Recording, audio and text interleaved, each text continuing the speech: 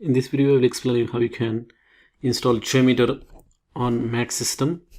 So before you install JMeter, what you need to do is you need to install a JRE and JDK in your system if it is not installed, because JMeter is gonna need these two things, JDK and JRE. And after that, you can use this command brew install JMeter to install the JMeter. And to execute this command, you need to have Homebrew installed on your Mac, otherwise you will not be able to use brew command. So make sure that Homebrew is installed, and then you can execute this command brew install JMeter. Once that command is executed successfully, JMeter will be installed in this directory, as you can see here, usr/local/seller/JMeter. That is the directory path where that is installed, and you can see I'm using 5.0 version. In here, this libexec, this is the directory which contains most of the important files of JMeter. Now here there are two important directories, bin and lib.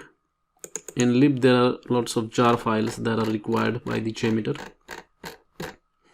and this ext is used to store the jar files required by the plugins.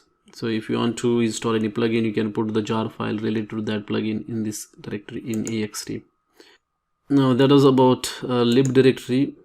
This bin directory is also very important. In this bin directory there are executables, like if you want to start the JMeter, you can start the JMeter by double clicking on this JMeter file, or you can also use this start jmeter.sh, this file as well. You can execute that, and then JMeter will be installed for you, will be launched for you. So this is for a Linux or Mac system, but if you are on Windows, you can use these executables.cmd files, JMeter w for example .cmd, to start the JMeter. If you are on Mac, then once that JMeter is installed, you can start the JMeter by just executing this command from the command line. So this is just one way to start the JMeter. Just type JMeter and then hit enter. JMeter will be launched. Or from this directory also you can start the JMeter by clicking on this JMeter file.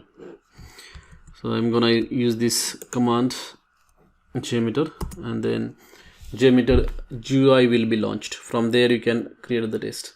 Now to create the tests, you can use this JMeter GUI, but if you want to run the performance tests, then it is recommended to use the command line. Like without GUI, you have to execute your tests. So this is how the APJ JMeter 5.0 looks like. So here on the left hand side, it is saying test plan, where you can add create the samplers and your scenarios. So how to create those scenarios and how to add the HTTP requests, threads in the test plan, that I'm gonna cover in the next video. Thanks for watching this video.